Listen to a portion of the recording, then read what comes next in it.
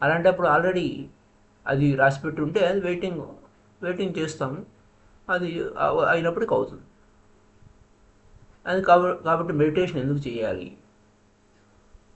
ప్రయత్నం ఎందుకు చేయాలి, సాధన ఎందుకు చేయాలి అని ప్రశ్న. ఈ ప్రశ్నలో ఉన్న అంతరార్థం దాని గురించి చెప్తూ ఇక్కడ థియరీ ఏం చెప్పడం లేదు. ఓషో గారు ఏదో ఒక ఇది సిద్ధాంతం ఇలానే ఉండాలి అలానే ఉండాలని చెప్పడం లేదు. ఇది ఒక ఉపకరణ, ఇస్ ఏ డివైస్. అయితే తలరాత అనేటువంటి ఒక ఉపకరణాన్ని ఇండియా బాగా ఉపయోగించుకుంది, దాని మీద వర్కౌట్ చేసింది. దీని అర్థం ముందే అన్నీ నిర్ణయించబడి ఉన్నాయని కాదు. అక్కడ మొత్తం అంతా ఇలానే ఉండాలి అని నిర్ణయించబడి ఎక్కడ లేదు. అలా ప్రపోజ్ చేసినప్పుడు ఎవ్రీథింగ్ ఈజ్ డిటర్మైన్డ్, అంతా ముందే నిర్ణయించబడింది అన్నప్పుడు ప్రతిదీ ఎవ్రీథింగ్ బికమ్ ఏ డ్రీమ్. అంతా నిర్ణయించబడింది కదా, కళ్ళలో జరిగినట్టు జరిగిపోతూ ఉంటుంది.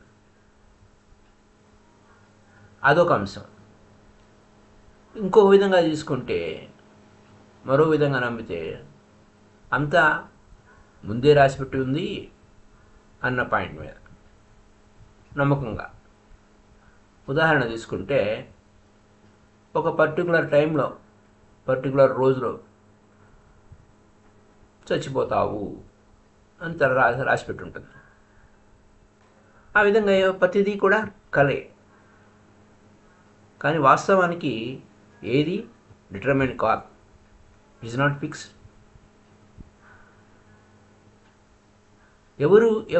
ఎవరి మీద ఇంట్రెస్ట్ ఏం లేదు. అసలు నీ సంగతి నువ్వు ఎప్పుడు చస్తావో ఎప్పుడు పుడతావో అనేది కూడా యూనివర్స్కి సంబంధం లేదు.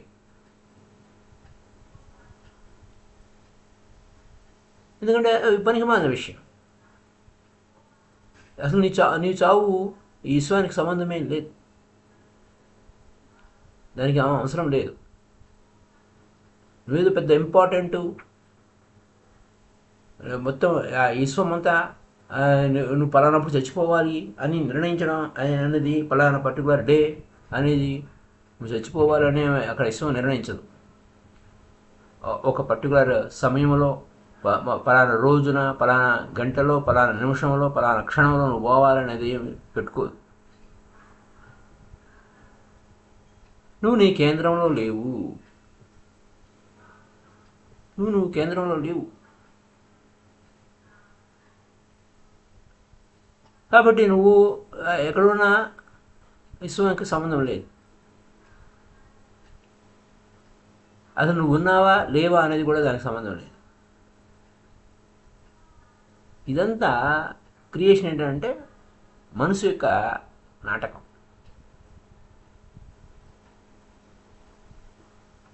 ఈ చైల్డ్హుడ్ నుంచి, బాల్యం నుంచి ఈ నాటకాన్ని ఆడుతూ ఉన్నాం. పిల్లవాడు పుట్టాడు, ఈ ప్రపంచానికి ఏమైనా ఇస్తాడా వాడు? ఏమి ఇవ్వలేడు. ఈ ప్రపంచం నుంచి అన్నీ తీసుకుంటాడు. ఈ ప్రపంచానికి ఏమి మళ్ళీ తిరిగి చెల్లింపు చేయడు, ఏది ఇవ్వడు, ఈ ప్రపంచానికి తిరిగి ఇవ్వడు. ఆ పిల్లవాడు నిస్సహాయుడు. వాడంతా వాడు ఏం చేసుకోలేడు. వాడికి ఆహారం కావాలి, వాడికి ప్రేమ కావాలి, వాడికి ఉండటానికి ఇల్లు కావాలి, వాడికి వెచ్చదనం కావాలి. ప్రతిదీ ఈ ప్రపంచం సమకూర్చి పెడుతుంది.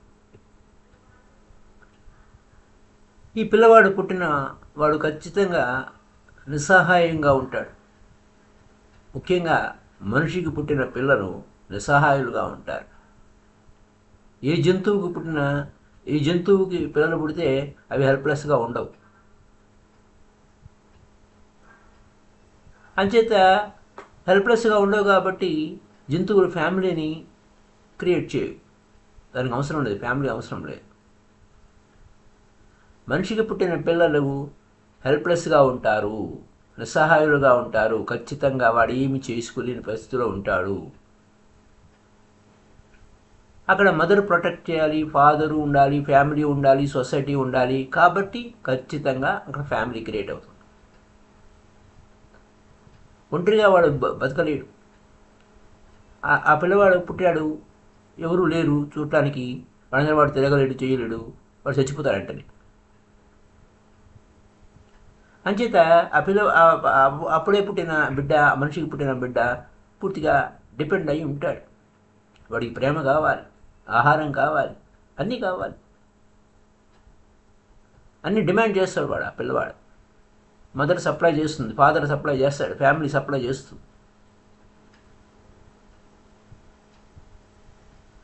అయితే వాడు ఆ పిల్లవాడు ఏమనుకుంటాడు, ఓ నేను ఇంపార్టెంటు, అందరికీ నేను చాలా ఇంపార్టెంట్, మొత్తం వరల్డ్కి అందరికీ మొత్తం అంతా నేనే ఇంపార్టెంట్, అన్నీ నాకు సప్లై చేయబడుతున్నాయి అనుకుంటాడు. అంచేత డిమాండ్ చేస్తూ ఉంటాడు. డిమాండ్ చేస్తే చాలు, ఇంకేం అవసరంలే. డిమాండ్ చేస్తే అన్నీ సప్లై అవుతాయి, అది వాడి ఆలోచన. అంచేత నేనే అందరికీ సెల్ఫ్ అట్రాక్షను, నేనే అంతా ఈ కేంద్ర బిందువుని, నా చుట్టూ అన్నీ తిరుగుతాయి, నాకు కావాల్సినవన్నీ సమకూర్చి పెడతాయి అని అనుకోవడం మొదలు పెడతాడు. ఈ విశ్వమంతా నా కొరకే సృష్టింపబడింది, ఈ ఉన్నవాళ్ళంతా నా కొరకే ఉన్నారు, నాకు సహాయం చేయడానికి లేదా నేను ఏది అడిగితే అది ఇవ్వడానికి సంసిద్ధంగా ఉన్నారు అన్నాడు. ఆ విధంగా నాకు అన్ని కోరికలు తీరబడుతున్నాయి అని. ఇది అవసరాలు. ఎందుకంటే ఆ అవసరం వాడు తీర్చాలి, ఆ డిమాండ్ వాడు తీర్చాలి, లేకపోతే ఆ పిల్లవాడు చచ్చిపోతాడు. ఈ అవసరం అనేది ప్రమాదకరమైన పరిస్థితి ఏర్పడిపోయింది. పెద్దవాడైపోయాడు. పెద్దవాడు, ఆ పిల్లవాడు ఉన్నప్పుడు, ఆ పసివాడు ఉన్నప్పుడు అందరూ వాడిని సంరక్షించాలి, అది కరెక్టే. కానీ పెద్దవాడైనా కూడా నేనే కేంద్ర బిందువుని అని అంటాడు. అంచేత నాకు ఇంకా కావాలి అని అడగడం మొదలెడతాడు. చిన్నపిల్లవాడు డిమాండ్స్ సింపుల్, అది సప్లై చేయొచ్చు. పెద్దవాడైనా ఇంకా డిమాండ్ చేస్తే మోర్ కాంప్లెక్స్ అయిపోతుంది, మరింత క్లిష్ట పరిస్థితి ఏర్పడుతుంది. అది కొన్నిసార్లు సాధ్యం అవ్వచ్చు, కొన్నిసార్లు సాధ్యం కాకపోవచ్చు. వాటిని పూర్తి చేయడానికి వాడి డిమాండ్స్ అన్నీ అసాధ్యం కూడా కావచ్చు. వాడు పెద్ద అయిపోయినా నాకు చందమామ కావాలంటే, లేదా ఇంకేదైనా కావాలంటే సాధ్యమవుతుందా? వాడు ఎదిగే కొద్దీ డిమాండ్స్ పెరిగిపోతూ ఉంటాయి, కాంప్లెక్స్ ఇంకా అసాధ్యం అనేది ఏర్పడుతుంది. అప్పుడు వాడు అసహనానికి లోనవుతాడు. నా చిన్నప్పుడు నన్ను అంతా మోసం చేశారు, నాకన్నీ ఇచ్చారు, ఇప్పుడు నేను అడుగుతున్నది నాకు సమకూర్చడం లేదు అని అంటాడు ఆ పెద్దాడయ్య. ఎందుకంటే నేనే మూలం, నాకే అన్నీ సమకూర్చి పెట్టాలి, నన్నే అందరూ చూసుకోవాలి.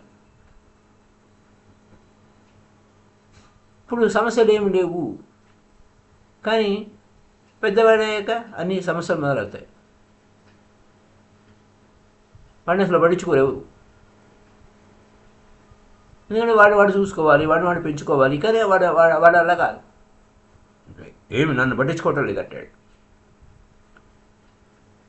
ఆ అన్కాన్షియస్గా మైండ్ ఆలోచిస్తుంది, నేనే కదా అంతా, నా వల్లనే కదా, కాబట్టి నన్ను అందరూ చూసుకోవాలి అని అంటాడు.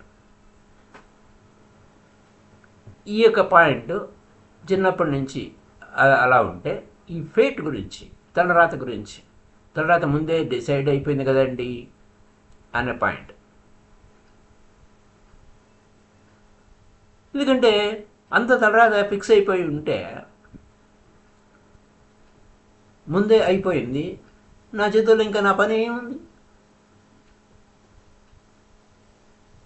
వాళ్ళు అడుగుతారు, నన్ను అసలు ఎందుకు సృష్టించి అంత ముందే రాసిపెట్టుంటే, ఈ బాల్యం అంతా ఎందుకు? క్వశ్చన్స్ వస్తాయి. నేను నన్ను పుట్టించడం ఎందుకు, నన్ను సృష్టించడం ఎందుకు? అంత తలరాత ముందే రాసి పెట్టుంటే నేను వచ్చి ఏదన్నా చేసుకోవాలి, కానీ ఆ తలరాత ముందే రాసి పెట్టుంటే నన్ను ఎందుకు సృష్టించడం అనే పాయింట్. వాస్తవానికి నువ్వు ఏ ఉద్దేశంతోనూ సృష్టింపబడలేదు, ఏ పర్పస్ మీద సృష్టింపబడలేదు. నువ్వు కేవలం యంత్రానివి అన్నా అనుకోండి. యంత్రం ఏం చేస్తుంది? యంత్రం ఏదో పని చేస్తుంది, కానీ మనిషి ఏదో పర్పస్ లేదు వాడికి, సంథింగ్ దేనికోసం ఏమీ లేదు, ఏదో వచ్చాడు పుట్టాడు అంతే. ఈ సృష్టిలో ఓవర్ఫ్లోయింగ్ అయిపోయి అలా అలా పుడుతూనే ఉన్నారు. ఎవ్రీథింగ్ సింపుల్గా పుట్టేస్తున్నారు. ఆ పూలు ఉన్నాయి, ఆ నక్షత్రాలు ఉన్నాయి, నువ్వు ఉన్నావు అంతే. ఆ పువ్వులు ఎంత బాగా వచ్చేసినాయో, బాగా పూసేసింది. ఆ నక్షత్రాలు గుంపులుగా ఆకాశంలో ఉన్నాయి, నువ్వు అలాగే ఉన్నావు ఇక్కడ గుంపులుగా. Everything just overflowing, a joy, a celebration, ఓ పండగ, ఉత్సవం. ఈ విశ్వానికి ఏమన్నా ఉందా? పండగ చేస్తుంది. ఆ పూలు, ఆ చక్కటి ఫ్లవర్స్ వచ్చేసి, ఆ నక్షత్రాలు ఆకాశంలో రాత్రిపూట ఆ నక్షత్రాలు చూస్తే ఉత్సవం జరుగుతుంది. ఆ భూమి మీద పువ్వులు పూస్తూ ఉంటే ఎంత ఉత్సవంగా ఉంది. అయితే ఈ తలరాత గోల ఏంటి? ముందస్తుగా నిర్ణయం ఏమిటి? ఇదేమి సమస్యలు సృష్టించింది? దీన్ని థియరీగా తీసుకుంటూ ఉంటాం. మనం ఏమనుకుంటాం, అంతా ముందే డిటర్మైన్ అయిపోయింది, ముందే నిర్ణయించబడింది అని. ఏంటి నిర్ణయించబడలేదు. ఇవి టెక్నిక్లు అంతే, ఇది ఒక ఉపకరణ వాడుకోవడం. అంత ముందే మనం అలా అన్నాం అనుకోండి, ముందే డిటర్మైన్ అయిపోయింది, ముందే నిర్ణయించబడిందని. కానీ నేను థియరీ ఏం చెప్పడం లేదు. కారణం ఎందుకు చెప్తున్నాం? ఇది డ్రామా. లైఫ్ అనేది ఒక డ్రామా. డ్రామా ఎలా, ఎవరు ఏ డైలాగులు చెప్పాలి, ఎవరు ఏ విధంగా యాక్ట్ చేయాలని ముందే నిర్ణయించబడుతుంది. అది ఒక పాయింట్. ఇంకో పాయింట్ ఏంటి? ఇది ఒక కళ. ఉదాహరణ చెప్పుకుందాం. If I know that this day, this night, ఈరోజు ఇది పగలు, ఇది రాత్రి, నేను మాట్లాడుతున్నాను, లేదా ఈ ఉదయం తెల్లవారి మాట్లాడుతున్నాను, ఇది ముందే ప్రీ డిటర్మైన్ అయిపోయింది, నేనేం మాట్లాడాలి ఈరోజు అని. కాబట్టి ఫిక్స్ అయిపోయింది కదా, నేనేమి మార్చలేను. ఒక సింగిల్ వర్డ్ కూడా నేను మార్చలేను, కొత్త మాట మాట్లాడలేను. ఇదంతా ఎందుకంటే ముందే నిర్ణయించబడింది కదా, నేను సోర్స్ ఆఫ్ యాక్షన్ నేను కాదు అని. అప్పుడు ముందే నిర్ణయించబడి ఉంటే నేను మాట్లాడిన ప్రతి మాట ముందే నేనేం మాట్లాడాలి, నేను ఏ విధంగా మాట్లాడాలి అని చెప్పి ఆ యూనివర్సు నిర్ణయించేసింది అని, లేదా దేవుడు నిర్ణయించాడు, లేదా ఆ దేవుడనో ఇంకా ఏదనో ఏదో పేరు పెట్టుకుంటాం మనం. కానీ నేను కాదు కారణం, నేను కేవలం అబ్జర్వర్ని. ఏమో నా చేత ఏం పలికిస్తారో ఏమిటో నాకు తెలియదు, నేను అబ్జర్వర్ని. అయితే ఈ ఒక ఉపకరణ తీసుకున్న ముందే ఈ తలరాత రాయబడిందబ్బా, బాగానే ఉంది. ఇక నువ్వేం చేయాలి? అబ్జర్వ్ చేయాలి అంతే. నువ్వు ఇన్వాల్వ్ కాకూడదు. నువ్వు ఇన్వాల్వ్ అయిపోతావు, అది వచ్చిన గొడవ. అంత తర్వాత అన్నావు కదా, తర్వాత నువ్వు తీసుకున్నావు, నువ్వు ఇన్వాల్వ్ కాకూడదు. అబ్జర్వ్ చేయి, ఏం జరుగుతుందో ఏమిటో. నువ్వు ఫెయిల్ అయ్యావా? ఓకే, నేను ఫెయిల్ అవ్వాలని రాసిపెట్టింది, అబ్జర్వ్ చేయి. నువ్వు విజయం సాధించావా? అక్కడ నువ్వు ఫెయిల్ అయ్యావని కుంగిపోకూడదు, విజయం సాధించాలని పొంగిపోకూడదు. ముందు నిర్ణయించబడ్డాయి, ఓ ఇక్కడ విజయం సాధించాలని నిర్ణయించబడ్డాయి అని. అక్కడ ఓటమి అయినా గెలుపైనా రెండు ఈక్వలే, రెండు ఒకటే. వాస్తవానికి రెండు ఒకటే కాదు, ఆపోజిట్ అని అనుకుంటాం. కానీ రెండు ఒకటే ఇక్కడ ఎందుకు నిర్ణయించబడింది, అలా ఉంది. ఒకడు రావణాసుడిగా, ఒకడు రాముడిగా. బాబు అరే నువ్వు రాముడి వేషం అయ్యి, నువ్వు రావణాసుడి వేషం అయ్యి అని ముందే నిర్ణయించబడేది. అదేమిటి నేను ఇలా రావణాసుడి వేషం ఏంటి అని అపరాధ భావనకి ఫీల్ అవ్వాల్సిన అవసరం లేదు. నేను రాముడి వేషం వేశాను, హాహా నేనే గొప్ప అని నువ్వు ఫీల్ అవ్వాల్సిన అవసరం లేదు. అంతే ముందే నిర్ణయించబడింది అయ్యా. యాక్టింగ్ అంతే, జస్ట్ యాక్టర్స్. ఈ నాటకంలో, ఈ రామాయణం అనే నాటకంలో ఈ స్టేజ్ మీద ఇది ఒక పాత్ర ధరించావంతే. నువ్వు ఒక పాత్రధారివి. నువ్వు ఇది ఎందుకంటే ముందే ఈ పాత్ర ఇలాగే పోషించాలి, ఈ విధంగానే ఉండాలి అని నిర్ణయించబడింది కదా. అదే అనమాట. ఇది ఇలా నువ్వు అది అది ఫీల్ అవ్వాలి, లేకపోతే దాన్ని అధిగమించలేవు. నువ్వు దాంట్లో ఇన్వాల్వ్ అయిపోతావు. ఇది ఒక డివైస్ అంతే. ఇది ఒక ఉపకరణ. తలరాత ఇవన్నీ చెప్పుకోవడం ఏంటంటే ముందే ఏదో ఫిక్స్ అయిపోయిందని కాదు, ఇది ఒక ఉపకరణ. కష్టమేమొచ్చింది, మనం ఏంటంటే అది థియరీ ఇంతే, అది నియమం అంతే అని అంటాం. ఇది ఎందుకు వచ్చింది, ఈ థియరీలు ఇవంటే ఉపకరణగా ఉపయోగపడతాయి నాయనా. నువ్వు ఇన్వాల్వ్ కావద్దు, అబ్జర్వ్ చెయ్యి, ఏం జరుగుతుందో చూడు అని. ఇంకొక విధంగా ఎక్స్ప్లెయిన్ చేస్తాం. ఇంకొక ఎగ్జాంపుల్. ఒకసారి ఓషో గారు ఒక సిటీలో ఉన్నారు. ఒక వ్యక్తి వచ్చాడు. అతను మొహమ్మదీయన్, ముస్లిం. కానీ అతను ముస్లిం అన్న విషయం ఓషో గారికి తెలియదు.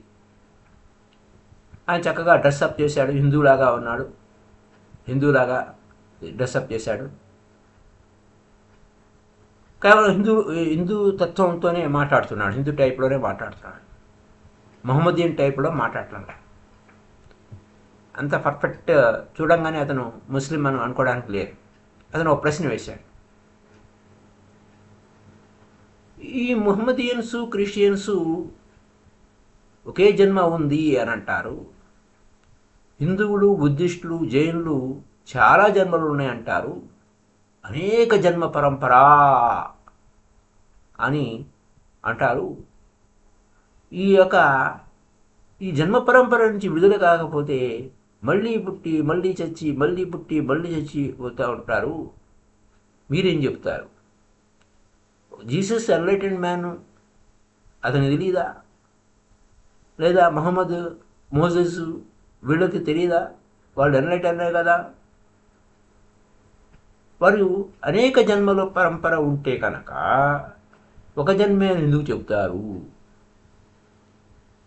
ఒకవేళ వాళ్ళు రైట్ అంటే ఆ జీసస్, మొహమ్మద్ రైటు, అది ఒక జన్మే కరెక్టే అని మీరు అంటే కనుక మరి మీరు అక్కడ మహావీరుడి సంగతి ఏంటి, కృష్ణుడి సంగతి ఏమిటి, బుద్ధుడి సంగతి ఏమిటి, శంకరాచార్య సంగతి ఏంటి? ఒకటి సత్యం అయితే ఇంకొకటి అబద్ధం అవ్వాలి కదా. వాడు ఎన్లైటన్ కారా అని అడిగాడు. క్రిస్టియానిటీ రైట్ అయితే Buddha wrong, Krishna wrong, Mahavir wrong, తప్పు. లేదు మహావీరుడు, కృష్ణుడు, బుద్ధుడు రైట్ అయితే మహమ్మద్, జీసస్, మోజెస్ వాళ్ళంతా తప్పు. అయితే నాకు చెప్పండి, నాకంత విచిత్రంగా అనిపిస్తుంది, గందరగోళంగా అనిపిస్తుంది, కన్ఫ్యూజ్ అయిపోతున్నాను. మీరు బోత్ రైట్ అనటానికి వీల్లేదు. రెండు కరెక్ట్ ఎలా అవుతాయి? ఒక జన్మే ఉంది, ఇంకో జన్మలే లేవు అనేది ఎలా కరెక్ట్ అవుతుంది? లేదా అనేక జన్మలు ఉన్నాయనేది, లేదు ఒక జన్మే కరెక్ట్, అది కరెక్ట్ అనుకుంటే అనేక జన్మలు ఉన్నాయనేది కరెక్ట్ ఎలా అవుతుంది? రెండు కరెక్ట్ అనేది అవ్వదు. అతను చాలా తెలివి గలవాడు, అనేక విషయాలు అధ్యయనం చేశాడు. అతను ఏమన్నాడు, మీరు తప్పించుకోవడానికి వీల్లేదండి, బోత్ ఆర్ రైట్ అని అనొద్దు, ఎప్పటికీ బోత్ రైట్ కాదు, ఎప్పటికీ సాధ్యం కాదు అని. అప్పుడు ఓషో గారు ఏమన్నారంటే, అలా కాదయ్యా, అసలు నీవు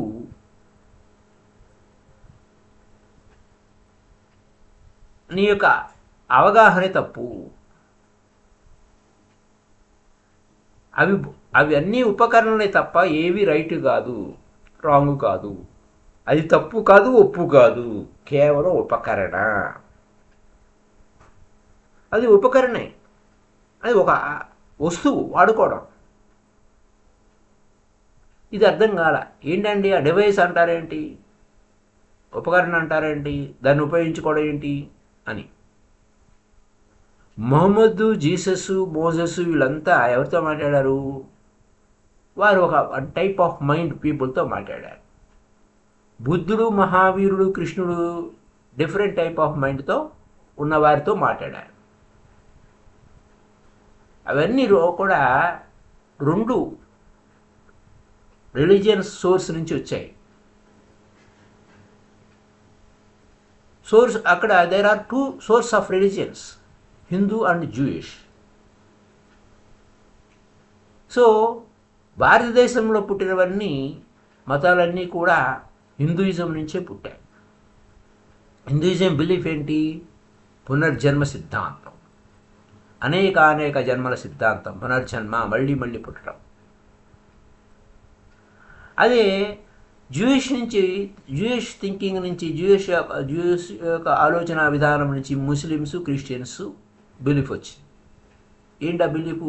ఒకటే జన్మ, అనేక జన్మలు లేవు. ఇది రెండు కూడా ఒక ఉపకరణలు, అంటే ఒక వస్తువులు, వాటి సహాయంతో బయటికి రావడానికి. దీన్ని అర్థం చేసుకోవడం ఎలా అర్థం చేసుకోవాలంటే, మన మైండ్ ఫిక్స్ అయిపోయి ఉంటుంది. అవి థీరీలు అని, ఇది థీరీ, ఇది ఇంతే అని. అది ఒక ఉపకరణ అయ్యా. ఉపకరణ అంటే ఏంటి? ఏరు దాటడానికి పడవ కావాలి, నువ్వు బోటు కావాలి. ఆవల ఒడ్డుకి వెళ్ళాలంటే ఒక బోటు కావాలి, నదిని దాటడానికి బోటు కావాలి, అంతే. ఆ బోటు నెత్తిన వేసుకుని తిరగాల్సిన అవసరం లేదు. ఈ ఒడ్డులో ఎక్కావు, ఆ ఒడ్డులో దిగావు, అయిపోయింది. అది నెత్తిన పెట్టుకుని తిరగడానికి ఇది లేదు. అదొక ఉపకరణ. సో చాలామంది అడుగుతూ ఉంటారు, ఏమండి మీరు పలానా రోజున పలానా విషయం అలా చెప్పారు, మళ్ళీ ఈరోజు దానికి విరుద్ధంగా చెప్తున్నారు అని. అది కరెక్టా, ఇది కరెక్టా? అది కరెక్ట్ అయితే మీరు అబద్ధాలు ఎందుకు చెప్తున్నారు, మీరు తప్పు ఎందుకు చెప్తున్నారు అని, రాంగ్ ఎందుకు చెప్తున్నారు? ఇది ఎవరికి ఏది ఉపయోగపడుతుందో దాన్ని ఉపయోగించుకోవయ్యా బాబు. అది ఒక డివైస్ అంతే, ఒక వాడుకో. అంతేగాని ఇక్కడ రాంగ్ రైట్ గురించి కాదు. ఇండియా ఏమి ఉపయోగించుకుంది? అనేక జన్మ సిద్ధాంతాన్ని ఉపయోగించుకుంది. సిద్ధాంతం కూడా కాదు, అది ఒక ఉపకరణ అంతే. ఎందుకని? చాలా పాయింట్స్ ఉన్నాయి ఎందుకు ఉపయోగించుకోవాలని. ఇప్పుడు భారతదేశంలో పుట్టిన వాళ్ళు అలా చాలా పాయింట్స్, అలాగే వెస్ట్లో పుట్టిన వాళ్ళు జూయిష్ థింకింగ్, వారి యొక్క వ్యవహారం ఏముంది? వారి రిలీజియన్ అంతా కూడా పేదవాళ్ళు. వారి ప్రొఫెట్స్ కూడా అంటే చదువు లేదు వారికి. జీసస్ చదువుకోలేదు, మొహమ్మద్ చదువుకోలేదు, మోసెస్ చదువుకోలేదు. వాళ్ళంతా అన్ఎడ్యుకేటెడ్, సొఫిస్టికేషన్ లేదు, అన్సొఫిస్టికేటెడ్. So simple. వారు ఎవరితో మాట్లాడుతున్నారు? వాళ్ళు మాస్తో మాట్లాడుతున్నారు. వారు అంత తెలివి చదువు అంత నాగరికత లేని వారితో మాట్లాడుతున్నారు. వారు చాలా పేదవాళ్ళు. వాళ్ళకు సంపన్నులు కాదు.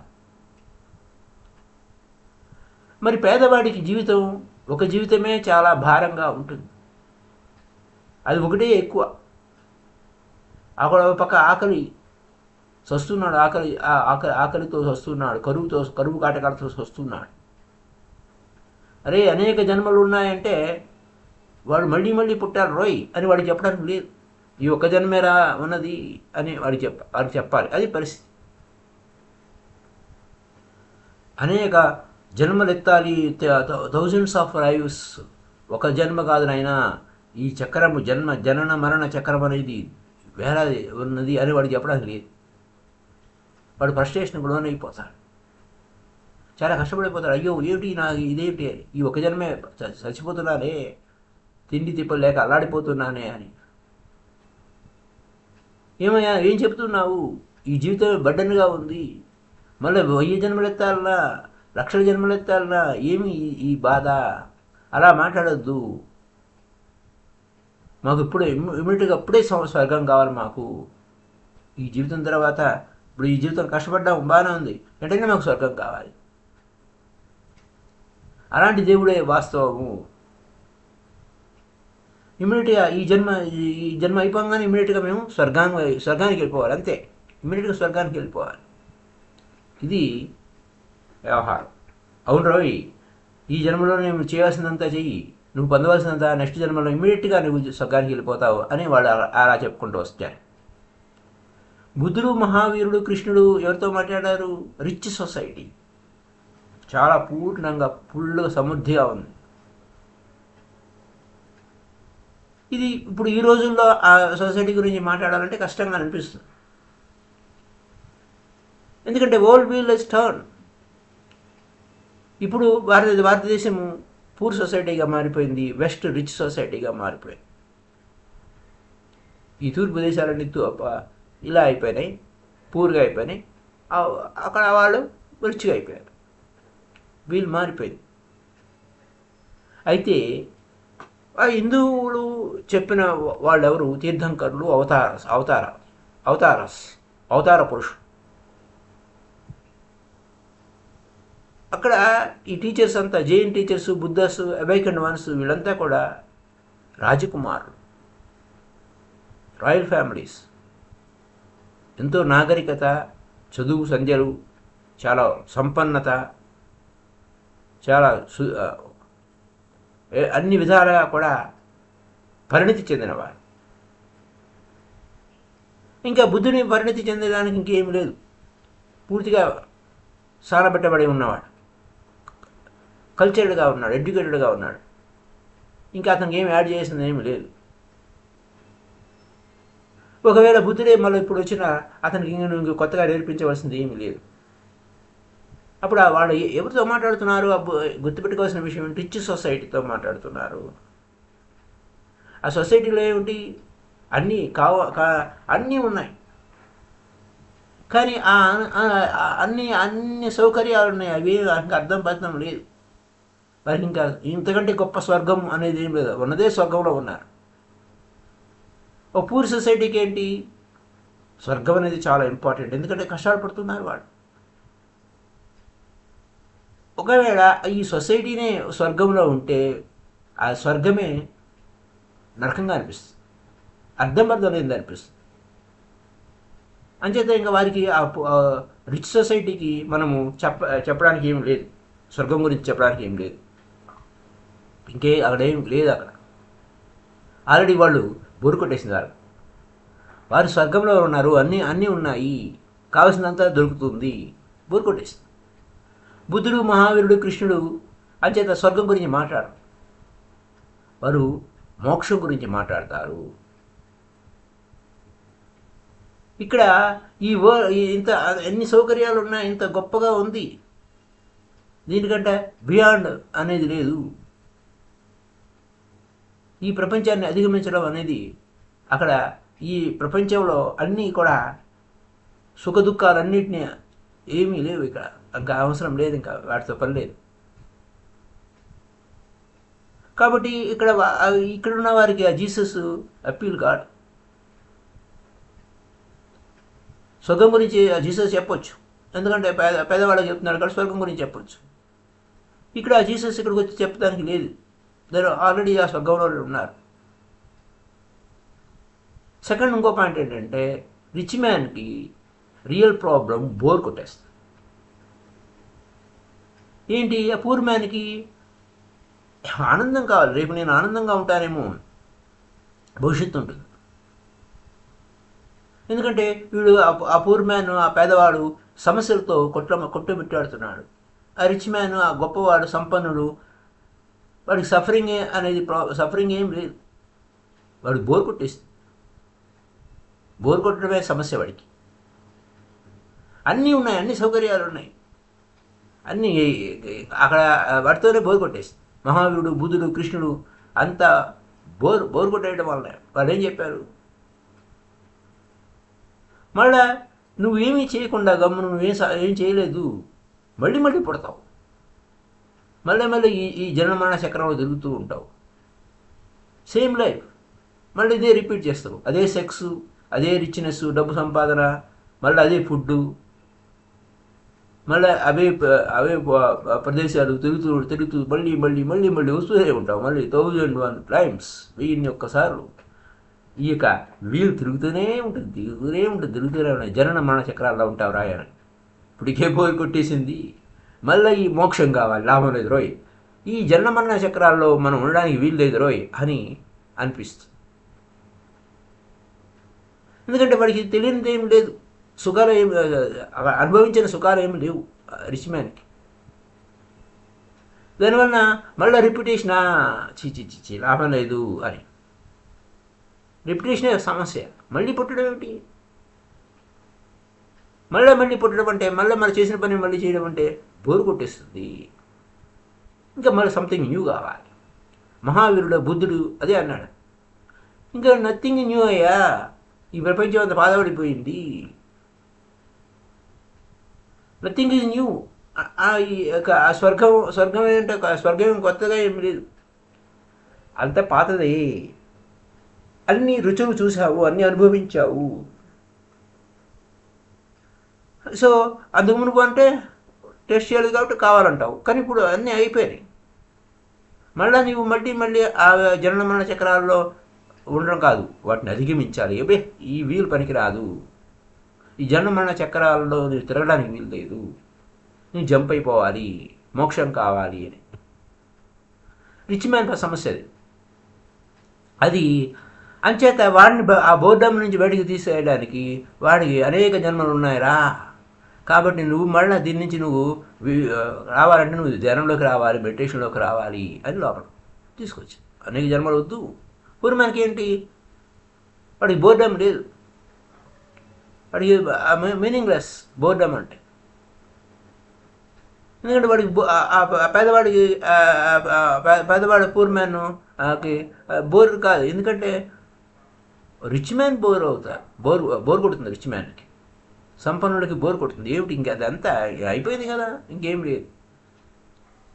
వాడికి ఆ పేదవాడికి బోర్ కొట్టదు, భవిష్యత్తు ఉంటుంది, ఇంకా మంచి అద్భుతమైన భవిష్యత్తు.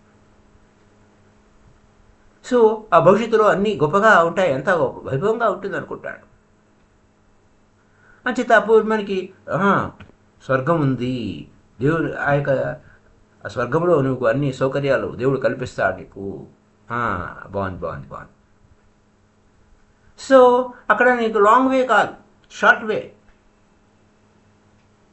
ఇమ్మీడియట్గా అయిపోవాలి, ఇమ్మీడియట్గా. అది వాడి పరిస్థితి. అప్పుడు జీసస్ అప్పుడు ఏమన్నాడు, నా ఈ జీవితంలో in ever lifetime you will see the kingdom of God. In my lifetime, నా జీవితంలోనూ మీ జీవితంలోనూ ఆ దేవుని రాజ్యాన్ని చూస్తారు, ఆ స్వర్గాన్ని చూస్తారు. అంతే. అప్పుడు ఏమైంది స్టేట్మెంటు, ఇక మొత్తం క్రిస్టియానిటీ 20 సెంచరీస్ నుంచి 20 శతాబ్దాల నుంచి దాన్ని వెంటబడింది. ఎందుకంటే ఇప్పుడే స్వర్గం, నెక్స్ట్ ఇదే ఈ జన్మలోనే స్వర్గం, ఈ జన్మలో దేవుని రాజ్యం. ఈ జీవితంలో ఇమ్మీడియట్గా నువ్వు దేవుని రాజ్యాన్ని చూడండి. Kingdom of God has not come even at, రాలా. దాని మీనింగ్ ఏమిటి? ఇప్పుడు ఈ జన్మలోనే చూడమన్నాడు, మీరు చూస్తారు అన్నాడు. ఇంకా 20 సెంచరీస్ దాటిపోయినాయి, 20 సెంచరీస్ అంటే 2000 సంవత్సరాలు అయిపోయింది, ఇంకా దేవుడి రాజ్యం స్వర్గం రాలేదే. రేపో మాపో ఈ ప్రపంచం అంతా అంతమైపోతుంది, టైం వేస్ట్ అయిపోతుంది, టైం షార్ట్. ఆయన అదే అంటే దాని మీనింగ్ ఏమిటి? కానీ జీసస్ ఏం చెప్పాడు, చాలా అంతమైపోతుంది, జడ్జిమెంట్ డే వచ్చేస్తుంది, టైం వేస్ట్ చేయకండి, చాలా తక్కువ ఉంది సమయం, వెరీ షార్ట్. టైం వేస్ట్ చేయడం అంతా మూర్ఖత్వము. ఇమ్మీడియట్గా మీరు సమాధానాలు చెప్పుకోవాల్సి వచ్చిన పరిస్థితి ఏర్పడుతుంది. పశ్చాత్తాపడండి, మీరు చేసిన తప్పుల నుంచి బయటకు వచ్చేయండి అని. ఆ జీసస్ క్రియేట్ చేశాడు ఇమ్మీడియట్గా ఇంకా టైం లేదు అని. ఇది ఒక్కటే జన్మ, ఇంకా టైం లేదు. అది తెలుసు, బుధుడు మహావీరుడికి తెలుసు ఏం జరుగుతుందో. వారికి ఏం తెలుసు, వారికి చెప్పలేదు. అనేక జన్మలు ఉంటాయని జీసస్కి తెలుసు, కానీ జీసస్కి తెలిసిన విషయం వాళ్ళకి చెప్పలేదు. బుధుడు మహావీరుడికి తెలుసు, కానీ వాళ్ళు అనేక జన్మలు ఉంటాయని కాదు, ఈ జన్మని ఆఖరి జన్మ చేసుకోవచ్చు అని. Whatsoever they know is not told. వారు ఉపకరణం వాడారు. ఎందుకంటే ఈ జన్మని ఆఖరి జన్మ చేసుకోవచ్చు, అనేక జన్మలు వద్దు అని చెప్పేసి, వద్దు అనేక జన్మలు ఉన్నాయిరా అంటే భయపడతాడు. కాబట్టి ఈ జన్మని ఆఖరి జన్మ చేసుకో అని ఒక ఉపకరణం వాడారు. అది చూపించి అనేక జన్మలు ఉంటాయని జీసస్ తెలిసిన, అనేక జన్మలు ఉంటాయని వీడు ఏడుస్తాడు, చచ్చిపోతాడు ఇప్పుడే. కాబట్టి మరే ఈ జన్మలోనే నువ్వు స్వర్గం అనుభవించవచ్చు, అంతా అన్ని అనుభవించవచ్చు అని చెప్పాడు.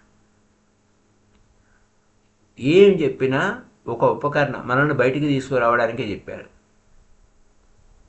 ఇమ్మీడియట్గా, అర్జెంటుగా. లేకపోతే నువ్వు ఏ పని చేయవు. అనేక జన్మలు ఉన్నాయని అక్కడ రిచ్ సొసైటీకి చెప్పకపోతే వాడు బోరు కొడుతుంది వాడికి. అనేక జన్మలు ఉన్నాయని చెప్పకపోతే వాడు ధ్యానంలోకి రాడు. ఇండియా అనేది పురాతనమైన దేశం, అది సుసంపన్నమైన దేశం. అక్కడ క్వశ్చన్ ఏంటి? అర్జెన్సీ. భవిష్యత్తు ఏమి లేదు, భవిష్యత్తు అక్కడ వద్దు. No question of urgency in promise for future. భవిష్యత్తులో నీకు స్వర్గం వస్తుందండి, ఆల్రెడీ స్వర్గంలో ఉన్నాడు. అక్కడ అర్జెన్సీ ఏం లేదు, బోర్డం ఉంది. కాబట్టి ఆ బోర్ మళ్ళీ పుట్టడమా? అబ్బబ్బబ్బబ్బా, ఈ పుట్ట ఏం రే బాబు, అంతులేని జన్మలా, no no no no no అని అప్పుడు ఇమీడియట్గా దీని నుంచి నేను మోక్షం రావాలి అని బయటకు వచ్చేస్తాను. నేను బయటకు వచ్చేయాలైనా అని. అందుకోసం బుద్ధుడు మహావీరుడు ఏం చెప్పారు? ఇంకా ఏం లేదా, ఈ ఆకాశం కింద ఇక్కడ ఏం కొత్తదేం లేదు, అన్ని పాతదే, మళ్ళీ రిపిటేషనే, మళ్ళీ పుట్టాలి, మళ్ళీ చావాలి అని. కాబట్టి దీని నుంచి బయటకు వచ్చేయి, టేక్ జంప్, కాదురు, నిన్ను నువ్వు మార్చుకో, నిన్ను నువ్వు అధిగమించు, పరిణామక్రమం చెందు, అతీత స్థితికి చేరుకో అని చెప్పారు. కాబట్టి ప్రతి విషయంలోనూ ఆధ్యాత్మికమైన స్టేట్మెంట్స్ డివైసెస్గా వాడుకోవాలి తప్ప ఒకదానికొకటి పరస్పర విరుద్ధమైన అంశాల గురించి మనం మాట్లాడుకోకూడదు. జీసస్ కానీ, కృష్ణ కానీ, మొహమ్మద్ కానీ, మహావీరుడు కానీ చెప్పింది ఒకటే, బయటపడడం కోసం. కాదు, వాళ్ళు డిఫరెంట్ రూట్స్, డిఫరెంట్ పీపుల్ కాబట్టి డిఫరెంట్ రూట్స్ తీసుకున్నారు. వాళ్ళు different techniques for different minds. Different minds ఉన్నాయి, విభిన్నమైన మనస్తత్వాలతో ఉన్నవారు, వారికి ఆ విధంగా చెప్పాలి. ఇవేమి ఇది ఇంతే అని చెప్పి ఆర్గ్యుమెంట్ చేయడం కోసం, ఫైటింగ్ చేయడం కోసం కాదు. వాడుకో, అధిగమించు.